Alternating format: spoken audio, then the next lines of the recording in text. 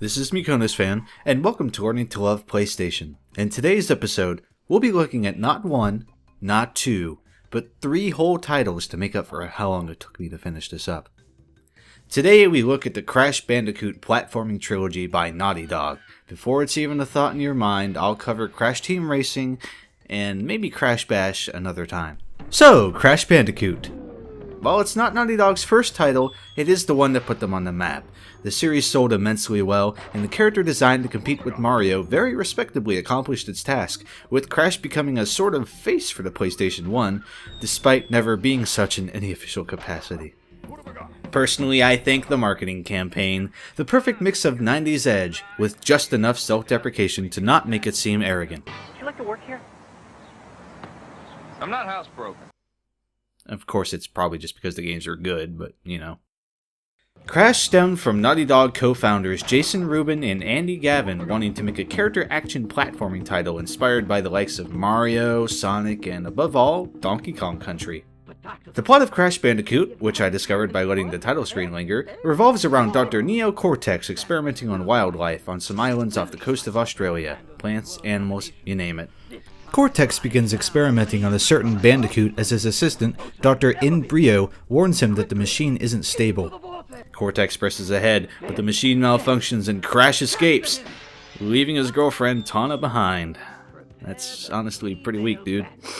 Thusly, Crash 1 revolves around you getting your girlfriend back while avoiding Dr. Cortex's deadly island traps. The game is themed quite heavily around jungles and factory complexes, very fitting for the setting of the game. While it can be a little samey at times, it's charming and, due to some technical wizardry on Naughty Dog's behalf, looks great on the PS1.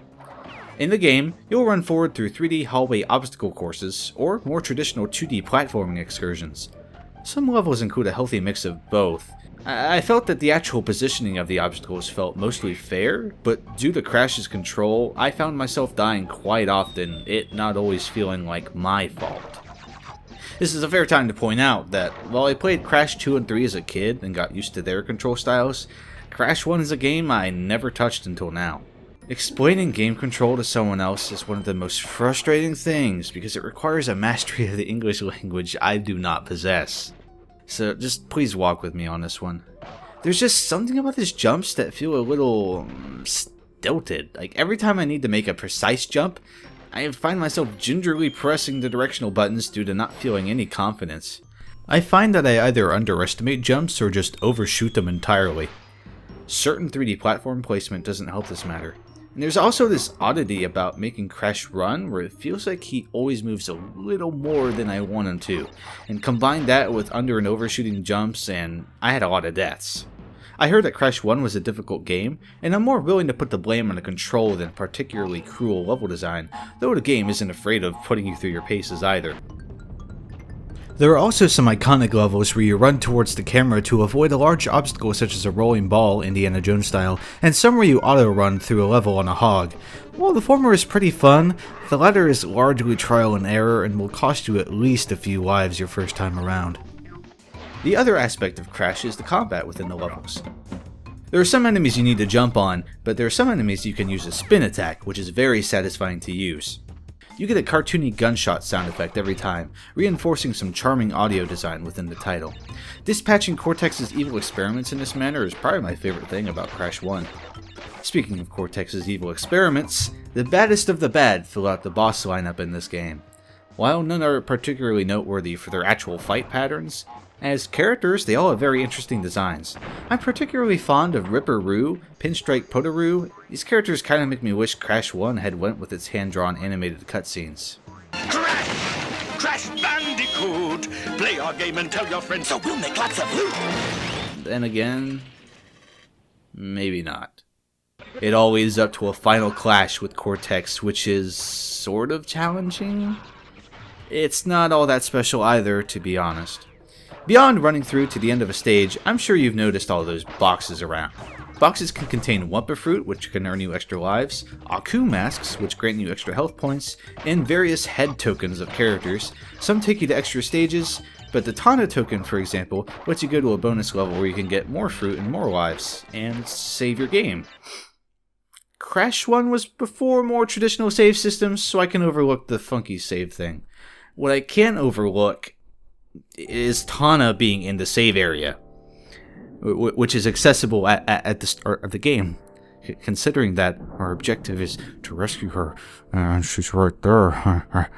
I mean, Crash, she's right there. Crash, please get your nose out of there. She's a hologram! What are you, fucking stupid? Breaking every box in the stage grants you a gem, and that's where I stopped caring about completion and just use a password to unlock a 100% save file. Judge me, I don't care. The gem system in this game is for masochists, of which I am not, and I'm not even going to bother talking about it because I'll just get sad. To wrap it all up, while Crash 1 is a pretty solid foundation for a franchise, if you couldn't tell by my tone, I'm not crazy about Crash 1 in particular.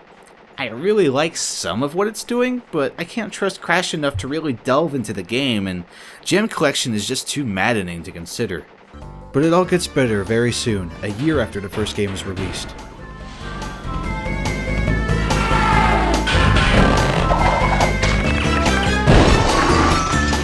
Crash Bandicoot 2, Cortex Strikes Back. Press start. Crash 2 Cortex Strikes Back picks up right where Crash 1 left off, assuming you didn't choose the ending where you just take Tana and don't even confront Cortex. The now much more charismatic Doctor Crash lands, pun unintended, into a room with a big shiny crystal, hatches a plan, and then builds up a huge spaceship over the next year with his new associate, Jin. Meanwhile, Coco, Crash's newly introduced sister, bugs Crash to get her a new laptop battery. After heading down the road a bit, Crash gets warped into a fancy new hub room, where Cortex tricks the loony Bandicoot into gathering all of the crystals for him to help avoid catastrophe. Of course, Cortex is just wanting the crystals for selfish gain, and throughout the game, Coco and Embryo will try to warn you that Cortex is up to no good.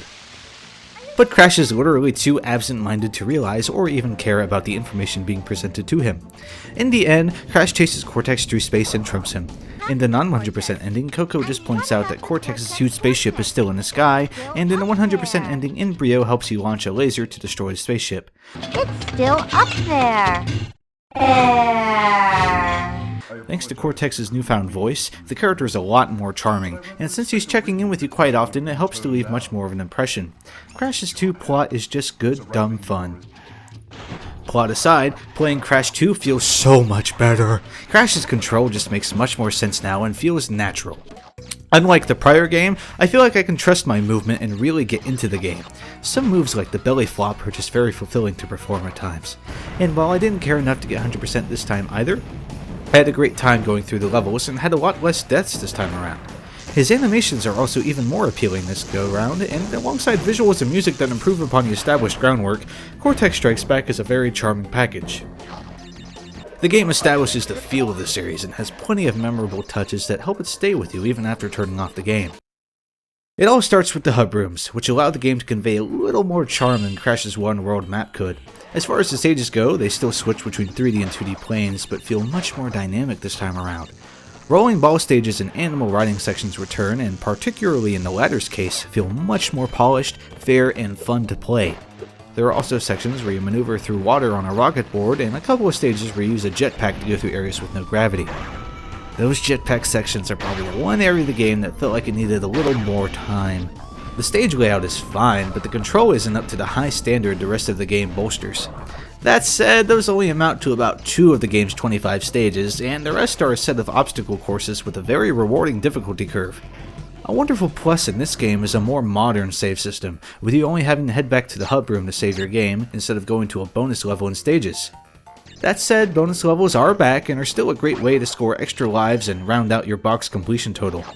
The game's boss is also up the ante. Ripper Roo makes a return, making me very happy, and newcomers like the Komodo brothers and series mainstays Tiny and Jin are all fun to fight. Honestly, the only one that sticks out to me as bad is the final fight with Cortex. While the prior encounter with him seemed anticlimactic, it was still at least an involved fight. In this title, you have to dodge obstacles in space and stop Cortex before he hits a warp point, and the jetpack controls are the main thing holding this fight back, I think. Ultimately though, if I had to suggest a Crash game to start with, it would easily be Cortex Strikes Back. And after you played that, I would highly recommend Crash Bandicoot 3.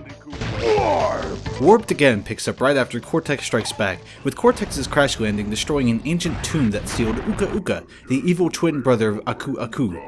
It's revealed that Cortex had been trying to gather the crystals for Uka Uka, with the evil Tiki Mask laying out his ultimate plans for dominating the planet. Since Crash has collected all of the crystals and gems in the present timeline, Entropy is enlisted to help craft a time travel station so that they can gather what they desire.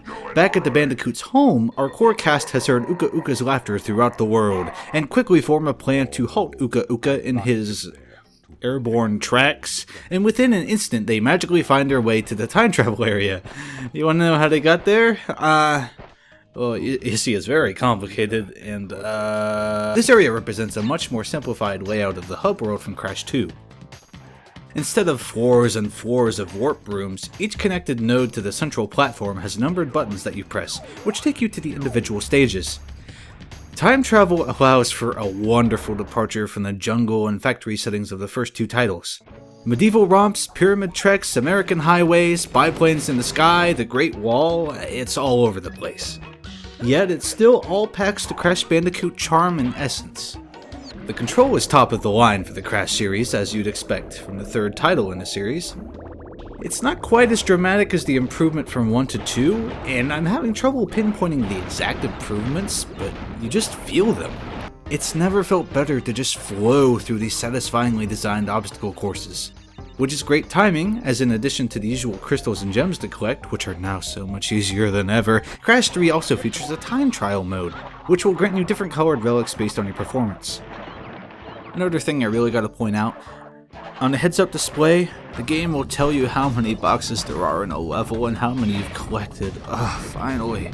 The usual Crash playstyle is back in full force, in addition to some extra playstyles. The game doesn't go quite as crazy as our little purple dragon friend did in his third romp, but Crash 3 isn't afraid to seat you in a water bike or let you go wild in a good old hog. Dog.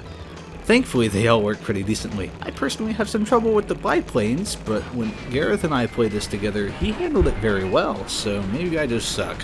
Throughout the video, I haven't been giving some due credit. I have mentioned how good the visuals are, and certainly Crash 3 looks exceptional for the PS1, but I'd be loath to not praise Josh Mancel's compositions a little bit more. The score skillfully invokes the exact place any stage is aiming for and puts a smile on my face every time. Crash 3 is my favorite soundtrack of the trilogy, namely for the Warp Room music and the Entropy boss fight battle.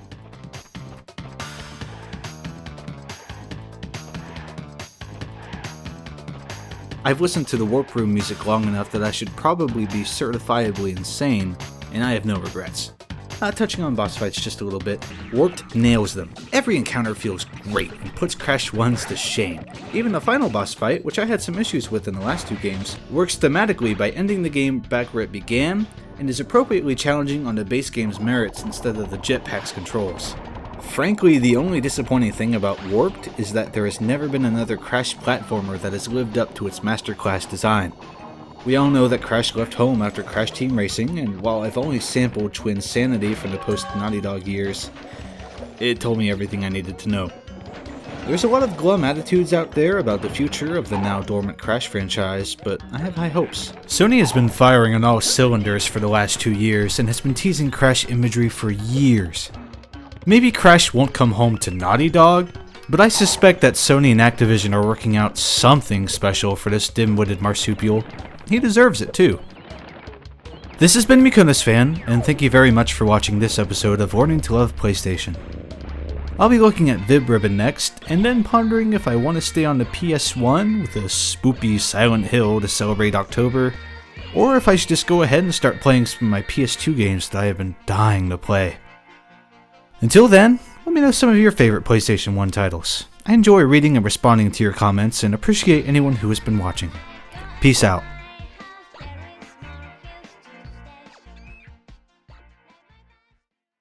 Remember, do not underestimate the power of PlayStation.